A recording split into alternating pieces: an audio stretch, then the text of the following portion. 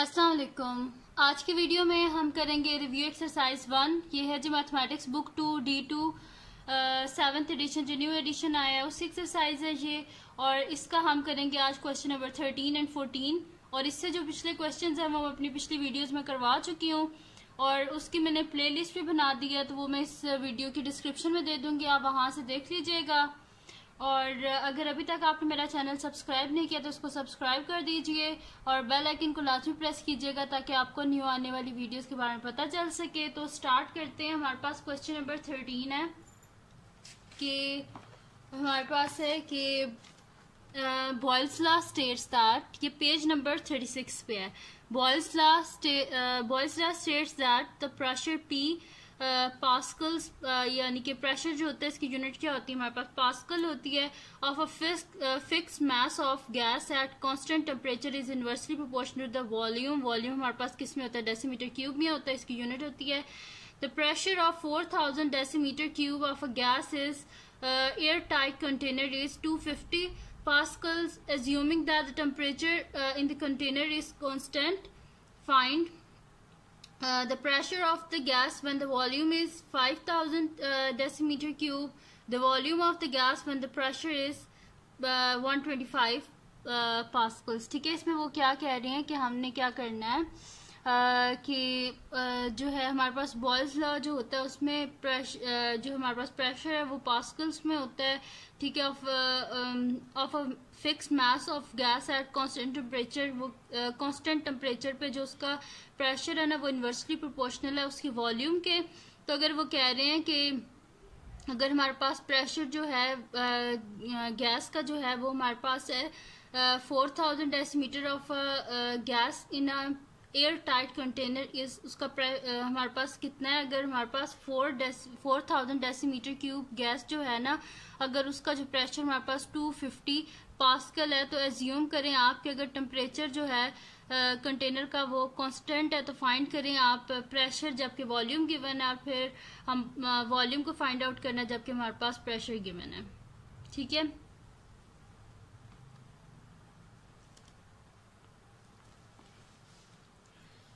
तो इसको हम क्या करते हैं, सोल्यूशन स्टार्ट करते हैं। क्वेश्चन नंबर 13 है हमारे पास। ठीक है जी, तो इसमें क्या हमारे पास है, क्वेश्चन नंबर 13 है, इसमें हमारे पास है जी सबसे पहले क्या गिवन है कि जो हमारे पास है ना प्रेशर जो है वो क्या इन्वर्सली प्रोपोर्शनल है वॉल्यूम के। तो हम यहाँ पे लिखते हैं सिंस प्रेशर को हम P से कर देते हैं, since pressure P is inversely proportional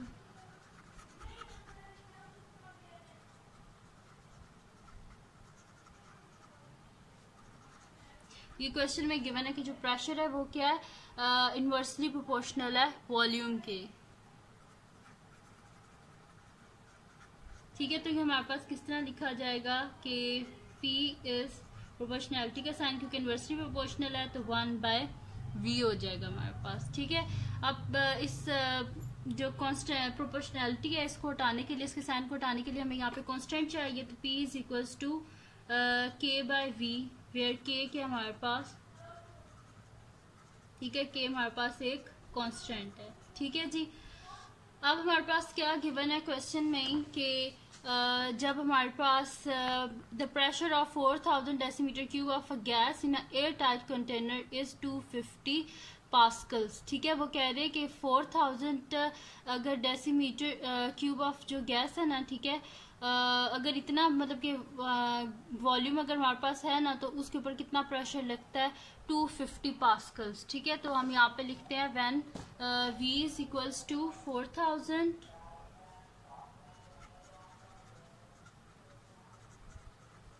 V क्या गिवन है हमारे पास 4000 है और प्रेशर P हमारे पास कितना गिवन है 250।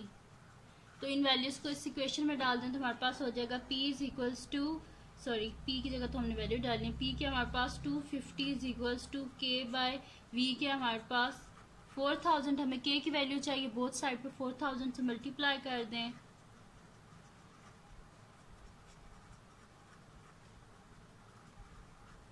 ठीक है जी। ये और ये कैंसिल आउट हो गए, और इनको जब हम मल्टीप्लाई करेंगे तो हमारे पास क्या हो जाएगा, 4 5 20, 2 कैरी 4 to the 8 और 9 10। ठीक है, तो ये हमारे पास बन जाएगा 10,100,000। ठीक है जी, ये बन गया हमारे पास 10,100,000 इज इक्वल्स टू, यानी कि ये हमारे पास आ गई के की वैल्यू आ गई। ठीक है, या फिर इसको आप ये भी बोल लें कि हमारे पास आ गया है 10 लाख आ गया। ठीक है, यानी कि के की वैल्यू हमारे पास ये आ गई है। अब क्या कर लेते हैं हम कि इसको यहाँ पे के की वैल्यू क्या आ गया, अब इसको हम इसमें पुट कर देते हैं तो हमारे पास क्या आ जाएगा कि के की वैल्यू हमारे पास आ गई। तो हमारे पास क्या था relation, P is equals to K by V, P is equals to K by V, K की जगह लिख दें ये P is equals to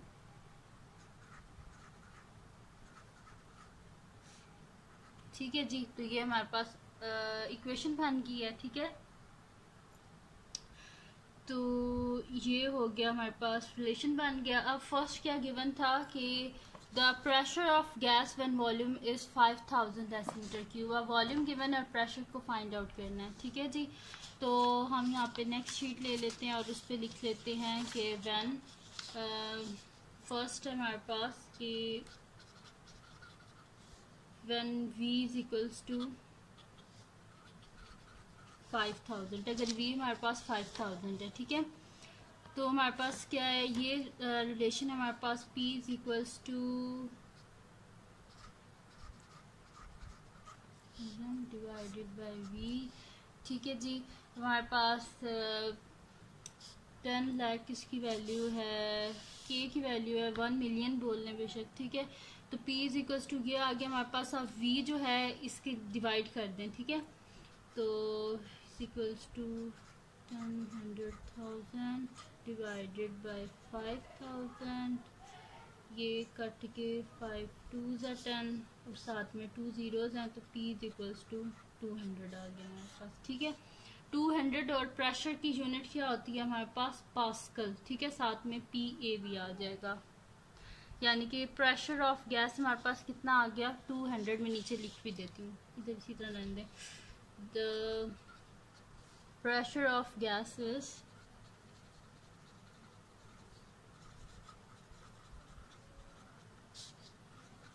200 pascals. ठीक है जी, ये आ गया। और सेकंड पार्ट है जी हमारे पास कि इसमें क्या गिवन है हमारे पास, the volume of gas when pressure is 125 pascals. अब प्रेशर गिवन है हमारे पास when P is equals to 125 pascals. Given क्या थी इक्वेशन हमारे पास, P is equals to 10,100,000 divided by V। P की जगह लिखते हैं 125 is equals to 10,100,000 divided by V। अब क्या कर दें, बोथ साइड पे डिवाइड कर दें 125 से, तो हमारे पास क्या हो जाएगा, या 1/25 से बोथ साइड पे मल्टीप्लाई कर दें। 1/125 मल्टीप्लाई बाय 1/125, क्योंकि मैथमेटिक्स में अगर कोई भी चीज़ आप कर रहे हैं तो बोथ साइड पे करते हैं, खाली एक साइड पे नहीं कर सकते। ये और ये कैंसिल आउट हो गया हमारे पास, यानी कि हमारे पास आ गया है 10,100,000 divided by V multiply by, या 1/125 है तो 125 V इज इक्वल्स टू, यहाँ पे क्या आ गया 1 आ गया।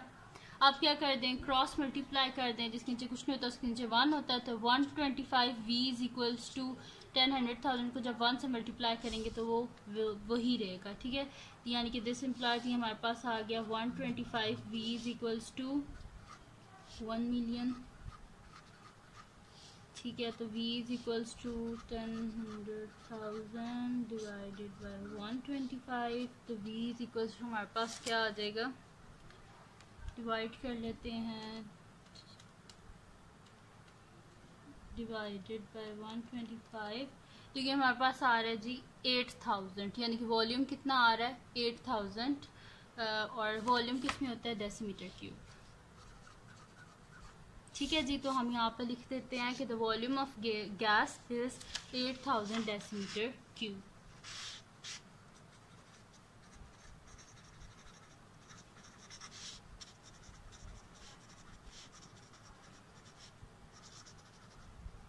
ठीक है जी। तो मैंने लिख दिया कि वॉल्यूम ऑफ गैस कितना आ गया हमारे पास 8000 डेसीमीटर क्यूब, क्योंकि वॉल्यूम की यूनिट क्या होती है, डेसीमीटर क्यूब होती है। ठीक है जी। तो ये हो गया हमारे पास क्वेश्चन नंबर 13। अब इसका नेक्स्ट क्वेश्चन करते हैं जो कि हमारे पास है क्वेश्चन नंबर 14 है। ठीक है, तो नेक्स्ट शीट ले ली हमने और बुक भी ले लेते हैं। सही है जी।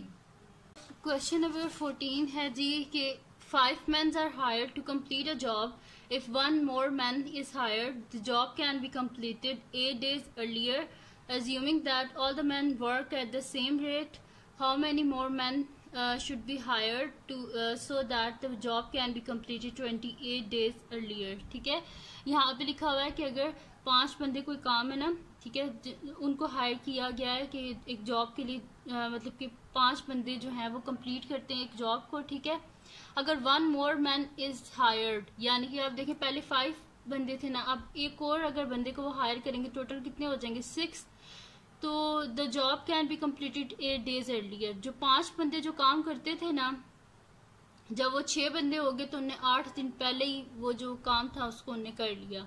Assuming that all the man work at the same rate, वो कह रहे हैं कि सारे बंदे जो हैं वो सेम रेट पे काम करते हैं। How many more man should be hired so that the job can be, हमने बताना है कि कितने और बंदे वो जो हैं वो हायर करेंगे तो वही जो काम है वो 28 डेज पहले हो जाएगा। अगर आप इस चीज़ को गौर से देखें तो जैसे जैसे जो है मेंस जो है वो इंक्रीज होते जा रहे हैं, जैसे जैसे मेन इंक्रीज होते जा रहे हैं, डेज जो है वो कम होते जा रहे हैं। इसका मतलब है कि ये आपस में क्या है, इन्वर्सली प्रोपोर्शनल है। ठीक है, कि आप देखें इसमें जो है ना टाइम टू कंप्लीट जॉब जो है, जैसे जैसे देखें अगर मैन को इंक्रीज करते जाएंगे तो टाइम कम लगेगा। अगर 2 बंदे कोई काम जो है वो 2 घंटे में करते हैं तो एक बंदा जो है वो 2 बंदे अगर कोई काम 2 घंटे में करते हैं तो एक बंदा करेगा तो उससे ज्यादा टाइम लगेगा, डबल टाइम लगेगा, यानी कि उसे 4 घंटे लगेंगे। ठीक है, यानी कि मेंस और जो टाइम है ना वो आपस में क्या इन्वर्सली प्रोपोर्शनल है। तो हम यहाँ पे लिख देंगे कि लेट कर देंगे कि नंबर ऑफ मैन हमारे पास n है और टाइम t है। ठीक है, ज्यादा बंदे होंगे तो वो कम टाइम में काम कर लेंगे। ठीक है, तो हम यहाँ पे लिख लेते हैं कि let the number of man को n कर लेते हैं, लिख देते हैं क्वेश्चन नंबर 14 सोल्यूशन। इधर हम लोग लिख देते हैं कि लेट कर लेते हैं कि नंबर ऑफ मैन हमारे पास n है,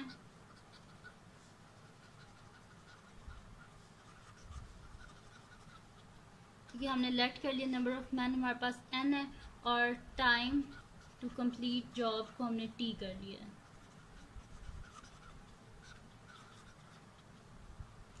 ठीक, टाइम को हमने t कर लिया। अब सिंस जो टाइम है वो हमारे पास क्या इन्वर्सली प्रोपोर्शनल है मैन के, जैसे कि देखें ज्यादा, जैसे आपने देखें क्वेश्चन में भी लिखा हुआ है कि पहले अगर जब 5 बंदे थे तो उनको ज्यादा टाइम लगता था काम करने में, और जब वो 6 हुए तो उन्होंने वही जो काम है वो 8 दिन पहले कर लिया। यानी कि जैसे जैसे मेंस इंक्रीज होते जाएंगे टाइम कम लगेगा उनको। ठीक है, तो एक चीज इंक्रीज हो रही है, दूसरी चीज डिक्रीज हो रही है, यानी कि आपस में क्या है इनवर्सली प्रोपोर्शनल है। तो हम यहाँ पे लिखेंगे since time is inversely proportional to the number of mens, since time t is inversely proportional to the number of men, यानी कि n, यानी कि टाइम हमारे पास इन्वर्सली प्रोपोर्शनल है नंबर ऑफ मेंस के।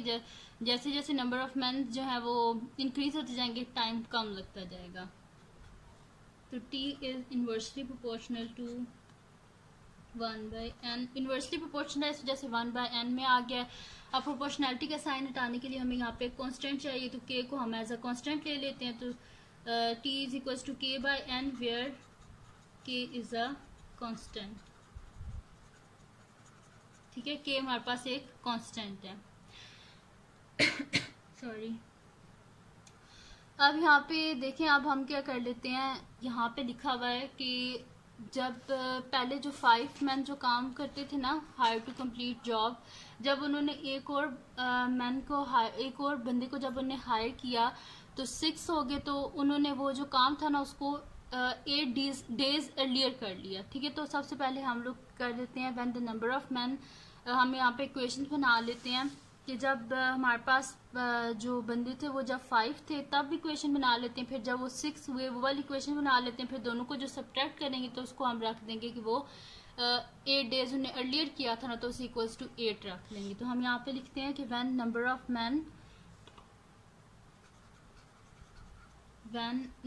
मैन हमारे पास n है ना, तो हम यहाँ पे लिख लेते हैं when n is equals to 5। पहले जब नंबर ऑफ मैन हमारे पास 5 थे तो ये इक्वेशन क्या बन जाएगी हमारे पास, t is equals to k by 5। ठीक है, ये बन गई हमारे पास इक्वेशन। और जब हमारे पास नंबर ऑफ मैन 6 हो गए, एक और को ऐड किया, देखिए पहले 5 थे ना, तो 5 में एक और को ऐड आप करें तो वो क्या बन जाएगा, 6 बन जाएगा। तो हम यहाँ पे करते हैं कि when n is equals to 6, तो हमारे पास इक्वेशन बन जाएगी t is equals to k by n की जगह लिख दिया 6। ठीक है जी, अब यहाँ पे लिखा हुआ है कि if one more man is hired job will complete 8 days earlier, यानी कि जब एक बंदे को ऐड किया है तो वो क्या हुआ कि जो जॉब थी ना वो 8 डेज अर्लियर होगी। तो इसको हम क्या कर देते हैं, डिनोट कर देते हैं, इसको T1 बोल देते हैं, इसको T2 बोल देते हैं हम। ठीक है, अब हम क्या करेंगे, T1 में से T2 को माइनस करेंगे तो वो क्या हो जाएगा, 8 के इक्वल आ जाएगी, क्योंकि जब एक बंदे को ने ऐड किया था तभी तो काम जो है वो 8 डेज अर्लियर हुआ था। तो हम यहाँ पे लिखते हैं कि नेक्स्ट शीट ले लेते हैं, हम यहाँ पे लिख लेते हैं इफ, जैसे क्वेश्चन में स्टेटमेंट लिखी हुई है कि the job will be completed 8 days earlier if one more man is hired. ठीक है, तो हम यहाँ पे लिखते हैं कि when one man is hired, when one more man क्योंकि सिंगल है is hired, the job can be completed 8 days earlier। यानी कि पहले टाइम जितना लगता था ना, पहले ज़्यादा टाइम लगता था जब 5 मैन थे, फिर जब 8 मैन आ गए तो कम टाइम लगा। तो हम पहले वाले टाइम में से दूसरे टाइम को माइनस कर देते हैं, ज़्यादा वाले टाइम में से कम वाले टाइम को माइनस कर देते हैं और इक्वल रख देते हैं उसे 8 को। ठीक है, 8 के सॉरी, तो T1 minus T2 is equals to 8। यानी कि पहले ज़्यादा जो टाइम लगता था, जब 5 मैन थे तो ज़्यादा टाइम लगता था क्योंकि वो कम बंदे थे तो उनको ज़्यादा टाइम लगता था वही काम करने में। अब वो बंदे जब ज़्यादा हो गए, 6 हो गए, तो अब उन्हें कम टाइम लग रहा था। जैसे T1 माइनस T2, तो वो कितने दिन पहले उन्होंने कर लिया था, 8 डेज पहले कर लिया था, तो इक्वल्स टू 8 रख लिया हमने। ठीक है, तो T1 क्या है हमारे पास, k बाय 5 माइनस T2 क्या है, k by 6 is equals to 8। यहाँ से हम एलसीएम ले लेते हैं, इनका डिनोमिनेटर हमने सेम करना है, तो इधर 5 और इधर 6 है, तो इनका कॉमन मल्टीपल क्या हमारे पास 30 होता है। तो 5 कितने का 30 होता है, 5 6 का 30, तो इसका न्यूमरेटर डिनोमिनेटर दोनों को क्या कर दें, 6 से डिवाइड कर दें। और 6 5 से 30 होती हैं, तो इसके न्यूमरेटर को 5 से मल्टीप्लाई कर दें, डिनोमिनेटर को भी 5 से मल्टीप्लाई कर दें। तो 6 के divided by 5 6 the 30 minus 5 k divided by 5 6 the 30 is equals to 8। अब डिनोमिनेटर दोनों का सेम हो गया, यानी कि हम इसे लिख सकते हैं 6 के minus 5 k divided by 30 is equals to 8। तो 6 के माइनस 5 के क्या हो जाएगा, k by 30 is equals to 8। हमें k की वैल्यू चाहिए, बोथ साइड पे 30 से मल्टीप्लाई कर दें, 30 और 30 cancel out, k is equals to 8 3 दा क्या होता है हमारे पास 24, यानी k की वैल्यू क्या आ गई 240 आ गई हमारे पास। ठीक है, अब हमारे पास k की वैल्यू आ गई है। अब यहाँ से हम लोग इजीली फाइंड आउट कर सकते हैं कि जो 5 मैंस थे ना उनको कितने डेज लगे थे वो जॉब कंप्लीट करने में। ठीक है, तो यहाँ पे हम क्या कर लेते हैं कि ये था ना हमारे पास जो इक्वेशन बनी थी। ठीक है, तो हम यहाँ पे लिखते हैं time taken to complete job with 5 man. Time taken to complete job when हमारे पास क्या थे, n = 5 वाला ले लेते हैं। ठीक है, व्हेन जब हमारे पास मैन कितने थे, 5 थे, तो वो हमारे पास क्या आ रहा है, T1 = K/5। ठीक है जी, तो K की जगह हम लोग लिख देते हैं 240। तो इसको जब हम करेंगे डिवाइड करेंगे तो हमारे पास क्या आ जाएगा, 5 4 = 20 और 45 8 = 40। ठीक है, तो यानी कि दिस इम्प्लाइज T1 की क्या वैल्यू आ गई हमारे पास, 48 डेज। यानी कि जब 5 मेंस थे ना, तो उनको जो काम करना था ना, वो उन्होंने कितने डेज में किया था, 48 डेज में किया था। अब हमें क्या चाहिए कि जब 5 मेंस थे तो उन्होंने 48 डेज में वही काम किया था। अब हम इधर क्वेश्चन में क्या लिखा हुआ है कि how many more man should be hired so that the job can be completed 28 days earlier. अगर वही जो काम है वो अगर हमें 28 डेज पहले करवाना है तो हमें कितने और बंदे चाहिए। ठीक है, तो हम यहाँ पे लिखते हैं number of man needed to complete jobs 28 days earlier. तो हम क्या कर देंगे कि जो टोटल हमारे पास डेज है ना 48, इसमें से हम माइनस कर देंगे 28, तो हमारे पास डेज कितने आ जाएंगे, 20 डेज आ जाएंगे। ठीक है, तो फिर हम क्या कर देंगे कि जो हमारे पास है ना, अब नंबर ऑफ मैन जो है उसको हम वैसे ही रहने देंगे। मैं करती हूँ ना, फिर आपको ज़्यादा अच्छा समझ आ जाएगा। यहाँ पे हम लिख देते हैं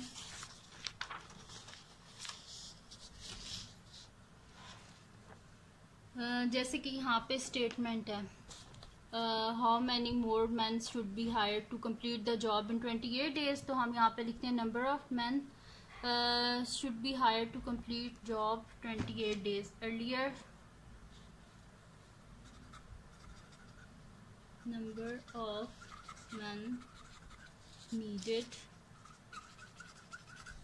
to complete job 28 days earlier. अब हमें क्या करना है जी, n की वैल्यू को फाइंड आउट करना है। नंबर ऑफ मैन हमें चाहिए। ठीक है, नंबर ऑफ मैन। ठीक है, तो ये हमारे पास कितने हैं, जब 5 मैन थे तो 48 डेज लग रहे थे, तो हमें 28 डेज कम, यानी कि हम टोटल लिख लेते हैं कि हमें कितने दिन हमारे पास हैं जिनमें हमने वो काम करना। फिर उस हिसाब से हम देख लेंगे कि कितने दिन हैं, तो उसमें कितने हमें बंदे चाहिए होंगे जो वो काम कर सकें। ठीक है, तो कितना हमारे पास है, 48 डेज हैं टोटल डेज जो 5 मैंस को लगे हैं वो काम करने में। तो उसमें से हम 28 को माइनस कर देंगे तो हमारे पास क्या आ जाएगा, 48 माइनस 28 क्या आ जाएगा, 20 डेज। यानी कि डेज हमारे पास 20 हैं। अब हमने देखना है कि 20 डेज में कितने बंदे होंगे तो 20 डेज में वही काम कर सकते हैं। ठीक है, तो हमारे पास इक्वेशन हमने क्या बनाई थी कि हमारे पास इक्वेशन थी जी कि T = K/N थी हमारे पास। ठीक है, T = K/N। अब हमें किसकी वैल्यू चाहिए, n क्या था हमारे पास, नंबर ऑफ मैन। इसकी वैल्यू हमें चाहिए कि कितने बंदे हमारे पास होंगे कि जो 20 डेज में सारा काम कर लेंगे। तो हमें n की वैल्यू चाहिए, तो n को इधर ले जाएं, n = K/T हो जाएगा हमारे पास। ठीक है, तो n = K की वैल्यू हमने क्या फाइंड आउट की थी, यहाँ पे इधर गया कि K की वैल्यू आई थी 240, तो K की जगह लिखते हैं 240 और टाइम कितना हमारे पास, कितने डेज हैं, 20 डेज में वो उन्हें काम करना है। ठीक है, तो 0 और 0 कैंसिल आउट और 2 1 = 2 2 2 = 4। ठीक है, तो ये हमारे पास कितने आ गए, n, यानी कि टोटल कितने चाहिए, टोटल 12 मैन चाहिए कि जो काम कर सकें 20 डेज के अंदर। जितना भी काम है ना वो सारा 12 मैन टोटल चाहिए, लेकिन 5 हमारे पास पहले से हैं, तो हम यहाँ पे लिखेंगे कि 12 - 5 = 7 आ जाएगा हमारे पास। ठीक है, पहले से हमारे पास है ना 5 मैन, ठीक है। तो हम यहाँ पे लिखेंगे as 5 man are already hired, ठीक है। तो ऑलरेडी हायर्ड है हमारे पास 5, ठीक है। तो 12 माइनस 5 हमारे पास क्या आ जाएगा 7, यानी कि 7 more man required to complete the job 28 days earlier. तो हम यहाँ पे लिख देते हैं, स्टेटमेंट में भी आपको मैं लिख देती हूँ 7 मोर मैन रिक्वायर्ड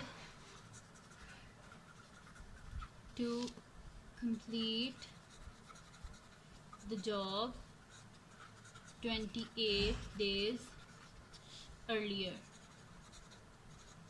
ठीक है जी। कितने चाहिए 7 मोर मैन चाहिए। देखें यहाँ पे, अच्छा आपने इस चीज पे कंफ्यूज नहीं होना कि मैंने 6 मैन लिखा था, यहाँ पे लिखा हुआ है इफ, अगर, यानी कि है नहीं, अगर किए जाएं तो वो जल्दी कर लेंगे। तो ये क्वेश्चन मैं आपको एक दफ़ा फिर शुरू से बता देती हूँ कहाँ से स्टार्ट हो रहा है। यहाँ से देन ये 2nd पेज है और ये 3rd पेज है, ठीक है जी। थोड़ा सा कंफ्यूजिंग आपको लगेगा बट मुश्किल नहीं है। देखें यहाँ पे हमारे पास क्या था कि नंबर ऑफ मैन को तो हमने लेट कर लिया n, और टाइम टू कंप्लीट जॉब को हमने t कंसिडर कर लिया। अब हमारे पास गिवन क्या है कि देखें टाइम जो है वो क्या इन्वर्सली प्रोपोर्शनल है नंबर ऑफ मैन के। जैसे जैसे मैन इंक्रीज होते जाएंगे टाइम कम लगेगा, जितने ज़्यादा वर्कर्स होते हैं वो कम टाइम में काम कर लेते हैं, यानी कि इन्वर्सली प्रोपोर्शनल है। एक चीज़ इंक्रीज हो रही है, दूसरी चीज़ डिक्रीज हो रही है। इस वजह से हमने इसको लिख दिया टी इज इन्वर्सली प्रोपोर्शनल, यानी कि प्रोपोर्शनैलिटी का साइन और 1/n। तो ये क्या होता है इन्वर्सली प्रोपोर्शनल है। फिर इस प्रोपोर्शनैलिटी के साइन को हटाने के लिए यहाँ पे हमने इज इक्वल टू यूज कर लिया, तो t is equal to k/n, और k के हमारे पास एक कांस्टेंट है। फर्स्ट हमारे पास क्वेश्चन में लिखा हुआ था कि कितने थे मैंस, कितने थे पहले 5 थे। तो when n is equal to 5 था, तो इस इक्वेशन में हमने k की n की वैल्यू यानी कि नंबर ऑफ मैन की वैल्यू क्या कर दी 5 कर दी।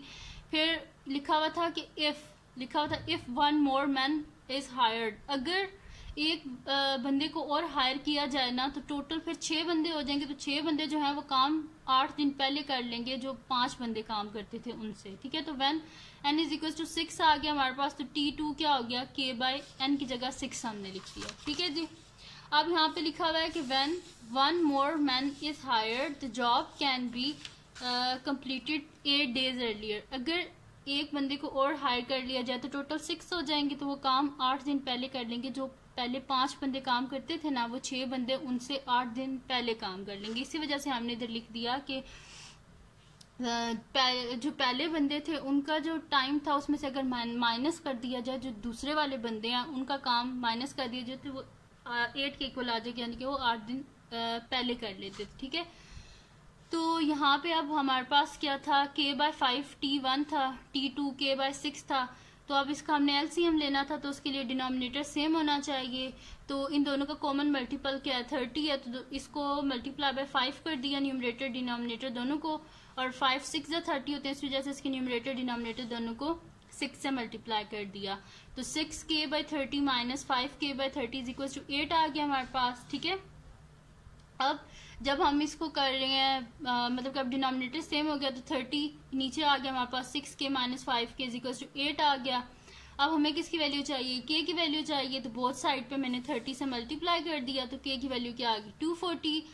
अब हमें क्या लिखा था कि टाइम टेकन टू कंप्लीट, अब k की वैल्यू तो आ गई हमारे पास। अब यहाँ से हम इजीली टाइम को मेजर कर सकते हैं। n की वैल्यू तो हमारे पास है ना कि 5 मैन थे पहले हमारे पास, तो t1 हमारे पास क्या हो गया k/5, यानी कि t1 लिख देंगे खाली, अब t लिख दें आप, ठीक है।